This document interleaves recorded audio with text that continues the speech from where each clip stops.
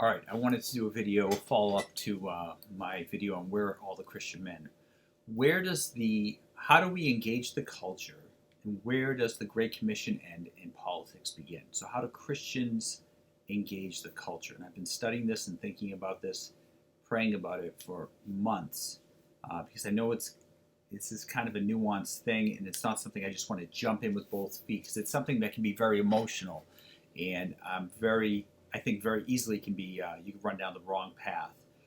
It seems that, let me just back up a little. It seems that we're afraid to speak up. Christians, the church, is afraid to speak up on the tough subjects of our day, whether it's marriage, mask mandates, bathrooms, whatever the hot topic subject is.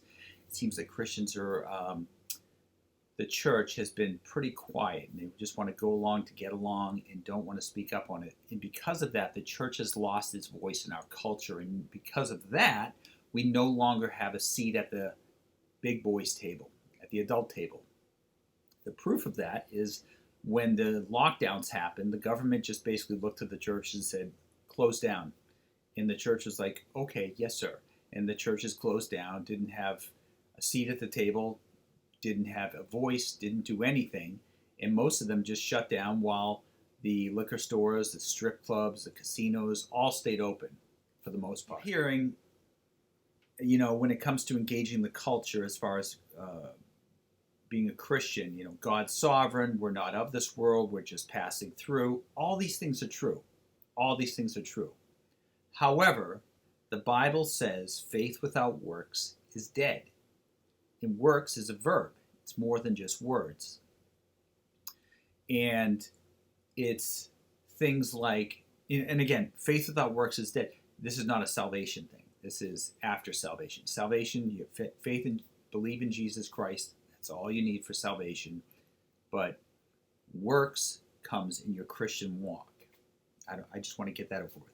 So, some of the works are listed in the Bible: visiting those in prison, clothing those who need it, visiting the sick.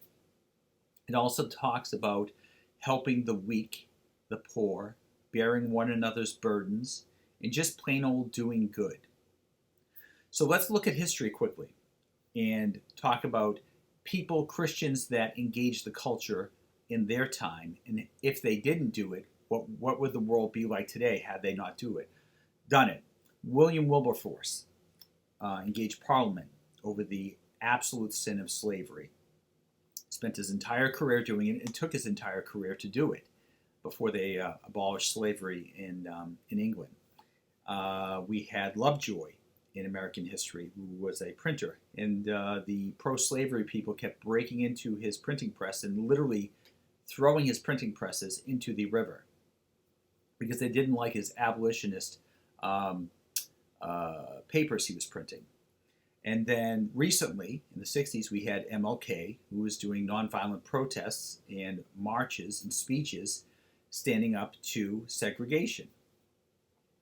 And, if these Christian men weren't engaging the culture of their time, we're just taking on the attitude of we're just passing through, God is sovereign, there's no works needed, it's just, we're not supposed to do anything, and we're just passing through, the world would be drastically different.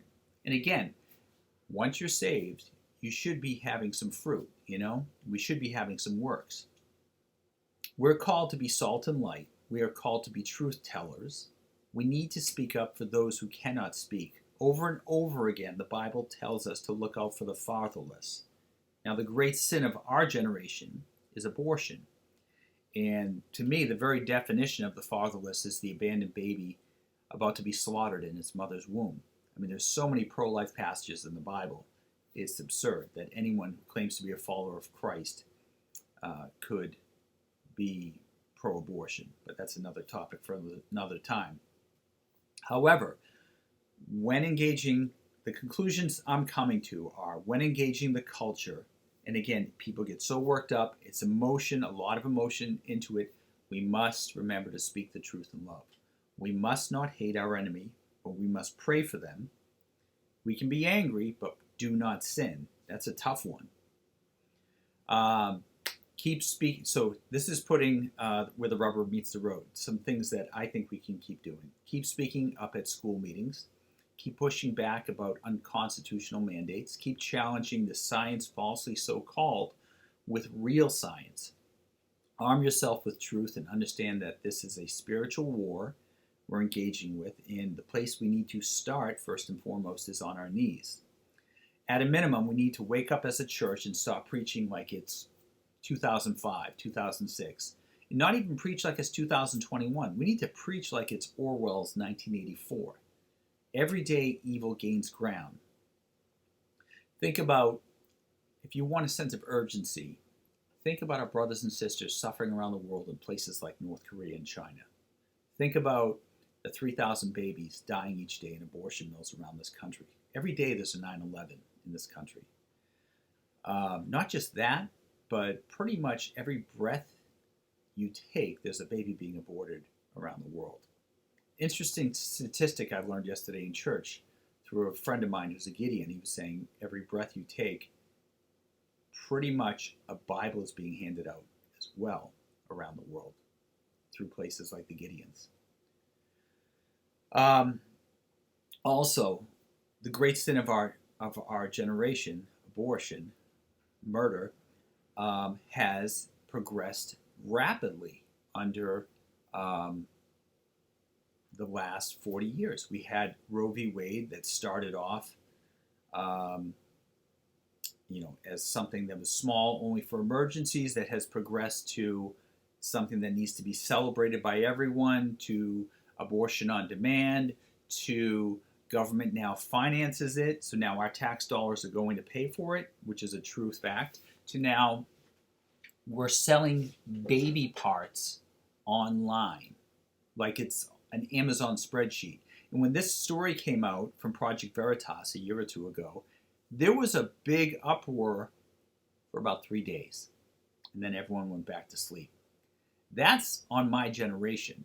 I mean, Roe v. Wade, you can blame on the prior generation, but that sin falls squarely on my generation's shoulders. Everyone just went back to sleep. Think about what this country has become in just a few short years. Think about the abused children being trafficked around this country and around the world. Think about the children being injected with hormone-altering drugs, being convinced they're another sex. Think about, there's just so much evil in the world today, and you can see it. Just turn the TV on. James 1:19 says, "Wherefore, my beloved brethren, let every man be swift to hear, slow to speak, slow to wrath.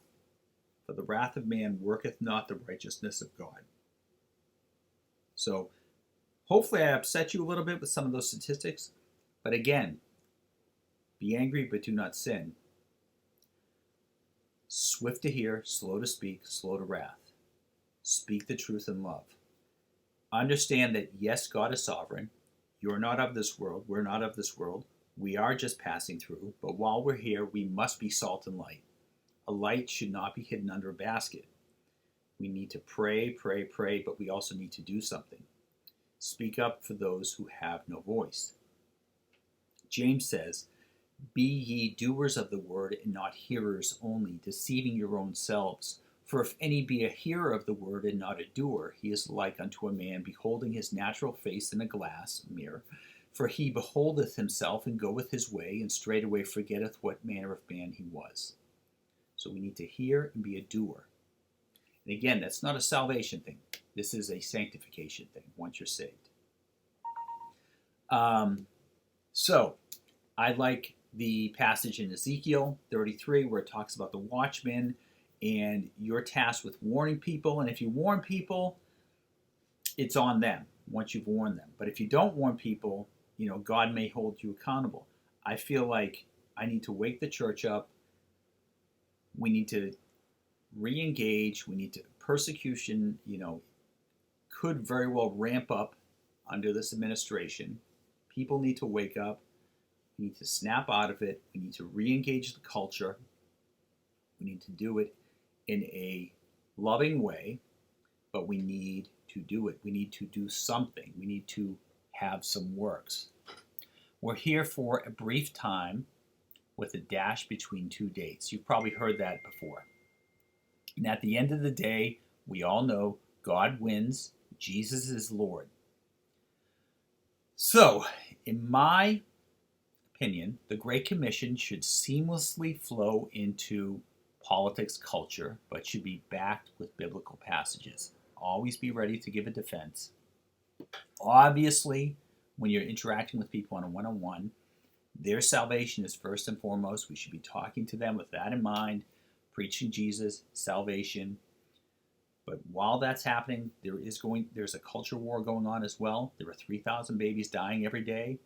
We need to have, this is not just a singular battle we're fighting, it's a multi-pronged war. And so we need to engage it on multi-levels. Let me just finish with this. It's from 2 Timothy.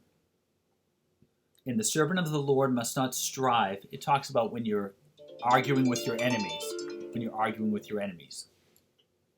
And the servant of the Lord must not strive, but be gentle unto all men, apt to teach, patient, in meekness instructing those that oppose themselves, that God peradventure will give them repentance to the acknowledging of the truth, and that they may recover themselves out of the snare of the devil, who are taken captive by him at his will. So basically, just be kind and meek when you're engaging with your enemies, because there's still a chance you could be, help win them over, save their souls. So keep that in mind. As much as you want to punch a bully in the nose, sometimes that bully can be saved, and that bully could be a warrior for Christ. So I'm interested in seeing what your thoughts are below. Maybe I missed something. Hopefully I got you a little fired up, but I don't want to get you angry fired up. I want to get you motivated fired up.